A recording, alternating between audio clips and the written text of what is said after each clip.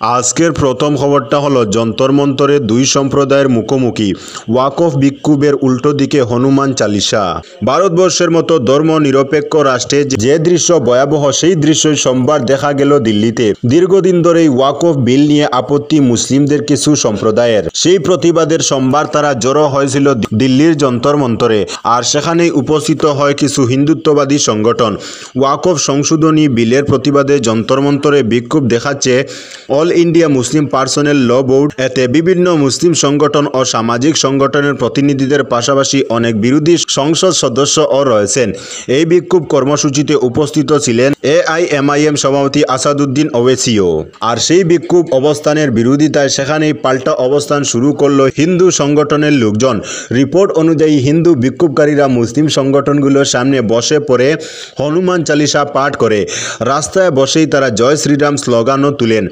এদিকে মুসলিম পার্সোনেল ল বোর্ডের বিক্ষোভ নিয়ে বিজেপি নেতা প্রদীপ ভান্ডারী বলেন, অল ইন্ডিয়া মুসলিম পার্সোনেল ল বোর্ড প্রমাণ করেছে যে তারা কংগ্রেসের বি টিম এবং এটিও স্পষ্ট করে দিয়েছে যে এটি ভারতের ঐক্য ও অখণ্ডতার পক্ষে বিপজ্জনক। ওয়াকফ বিলের বিরুদ্ধে অল ইন্ডিয়া মুসলিম পার্সোনেল ল বোর্ডের এই প্রতিবাদ কর্মসূচির সমালোচনা করেছেন বিজেপির সাংসদ এবং ওয়াকফ সংশোধনী বিল 2024-এর যৌথ সংসদীয় কমিটির জেপিসি চেয়ারম্যান জগদম্বিকা পাল।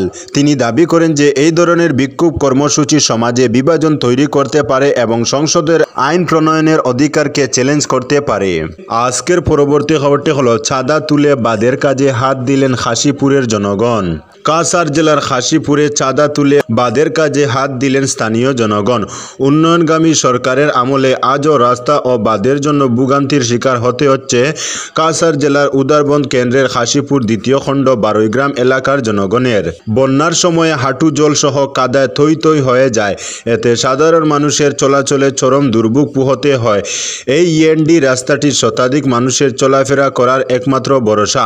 বর্ষার মরশুমে নিত্যদিনের এই সমস্যা থেকে রেহাই পেতে এলাকার আম জনতা বার কয়েক জনপ্রতিনিধিদের কাছে গিয়ে আবেদন জানালেও শুধু আশ্বাস ছাড়া কোনো সুরাহা মিলেনি। তাই বাধ্য হয়ে গ্রামবাসীরা চাঁদা তুলে এমনকি নিজেরাই হাত লাগিয়ে রাস্তা নির্মাণে নেমে লেগে পড়েন। প্রাক্তন পঞ্চায়েত রিজাউল হক মজুমদার, কাউসার ফরিদ লস্কর, রেজাউল রহমান, শেবুল হোসেন, মিনহাজ হোসেন মজুমদার, এনামুল হোসেন, সফর উদ্দিন লস্কর, কাদির লস্কর, আলিউল ইসলাম লস্কররা নিজেদের দুঃখ দুর্দশার কথা তুলে ধরে বলেন, দুর্দশা মিটাতে বার কয়েক আমরা জনপ্রতিনিধিদের সঙ্গে দেখা করেন, শুধু আশ্বাস ছাড়া আর কিছুই পাননি। তাই এসব আশ্বাসের কথা ছেড়ে বাধ্য হয়ে তারা চাঁদা তুলে এবং নিজেরাই হাত লাগিয়ে রাস্তা তৈরির কাজে নেমে পড়েছেন।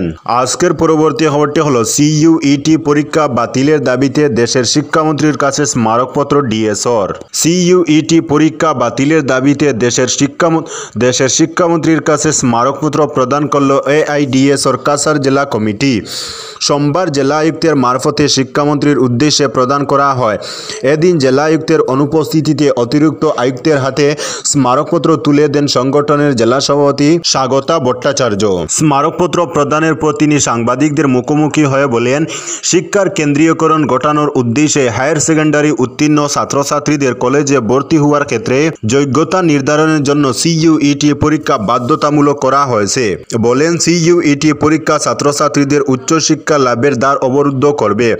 কেন্দ্রীয় সরকার ন্যাশনাল টেস্টিং এজেন্সিকে জাতীয় স্তরে এই পরীক্ষা আয়োজনের দায়িত্ব দিয়েছে। গত বছর আসাম বিশ্ববিদ্যালয়ের অধীনে থাকা কলেজগুলোতে ভর্তির ক্ষেত্রে এই পরীক্ষা উত্তীর্ণ হওয়া বাধ্যতামূলক করা হয়েছিল এবং এই পরীক্ষার বাংলা বিষয় ছাড়া বাকি বিষয়ের সেন্টার বরাক উপত্যকার মধ্যে শুধু কাছাড় জেলাতেই রাখা হয়েছিল এবং অতি আশ্চর্যজনকভাবে বাংলা বিষয়ের পরীক্ষা কেন্দ্র বরাক উপত্যকার বাইরে গুয়াহাটি, তেজপুর, কোকরাঝাড়, ডিব্রুগড় সহ শিলং, আইজল, আগরতলা ইত্যাদি স্থানে স্থাপন করা হয়। এতে কাছাড় জেলা সহ বরাক উপত্যকার বহু ছাত্রছাত্রী পরীক্ষা কেন্দ্রে পৌঁছাতে পারেনি। এছাড়াও পরীক্ষার জন্য যে ফিস গত বছর NTA ছাত্রছাত্রীদের কাছ থেকে সংগ্রহ করে তাও সবার পক্ষে দেওয়া সম্ভবপর হয়নি। এসব থেকে বোঝা যায় যে এই পরীক্ষা আয়োজনের অর্থই হচ্ছে ছাত্রছাত্রীদের শিক্ষাঙ্গন থেকে তাড়িয়ে দেওয়া। আজকের পরবর্তী খবরটি হলো মাছের প্রজননকালীন সময়ে মৎস্য শিকার না করা নিশ্চিত করতে নির্দেশ মন্ত্রী কৃষ্ণেন্দুর। হাইলাকান্দির অভিভাবক মন্ত্রী কৃষ্ণেন্দু পাল হাইলাকান্দি জেলায় মৎস্য উৎপাদন বাড়ানোর উদ্দেশ্যে আসন্ন মাছের প্রজননকালীন সময় জেলার বিল, জলাশয় ইত্যাদি মৎস্য শিকার বন্ধ রাখতে ব্যবস্থা নেওয়ার করা নির্দেশ দিয়েছেন। তিনি সোমবার হাইলাকান্দিতে জেলা প্রশাসনের আধিকারিকদের সঙ্গে এক রিভিউ মিটিংয়ে আগামী 1 এপ্রিল থেকে 15 জুলাই পর্যন্ত মাছে প্রজননকালীন সময়ে বিল জলাশয়ে মাছ ধরা বন্ধ রাখতে এক টাস্ক ফোর্স গঠন করতে বলেন। এই টাস্ক ফোর্স নিষিদ্ধ সময়ে সরকারি জলাশয়ে মৎস্য শিকারের ঘটনা ধরলে সঙ্গে সঙ্গে তা পুলিশে মামলা করতে বলেন। পাশাপাশি নিষিদ্ধ সময়ে মৎস্য শিকার না করতে জেলা জুড়ে সচেতনতা অভিযান চালাতেও মন্ত্রী বিভাগকে নির্দেশ দেন।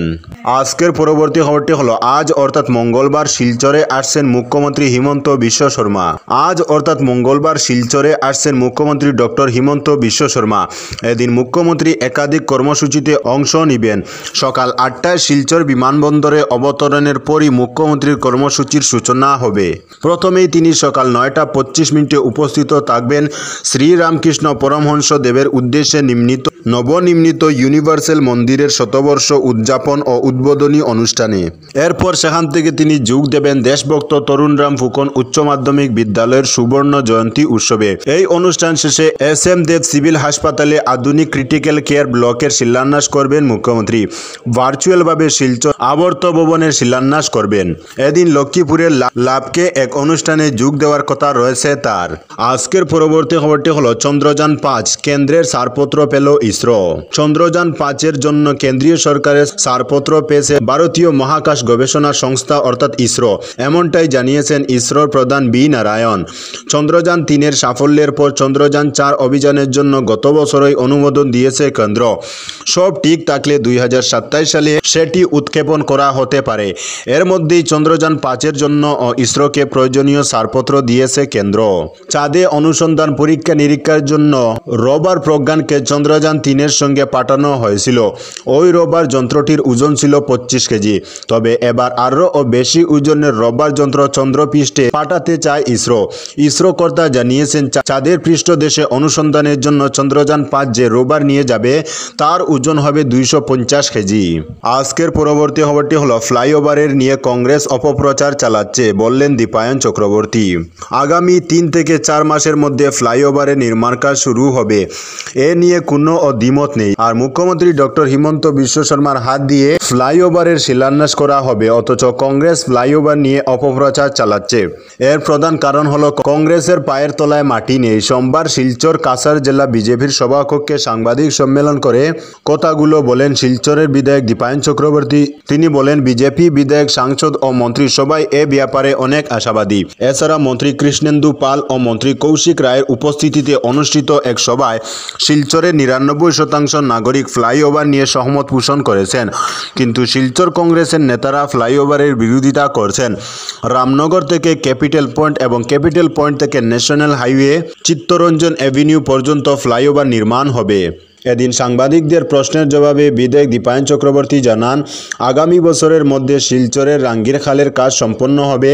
তারাপুর শিববাড়ি রোডের সিঙ্কিং জোনে এলিভেটর রোড নির্মাণ সহ শিলচর শহরের ড্রেনেজ ব্যবস্থার আমূল পরিবর্তন হবে বলে জানান তিনি। আরও বলেন, কংগ্রেস দলের বর্তমানে এক শূন্যছাড়া দলে পরিণত হয়েছে। তো বন্ধুরা, আজকের জন্য এতটুকু। পরবর্তী কোনো নতুন ভিডিওতে দেখা হবে, তখন অবধি ধন্যবাদ।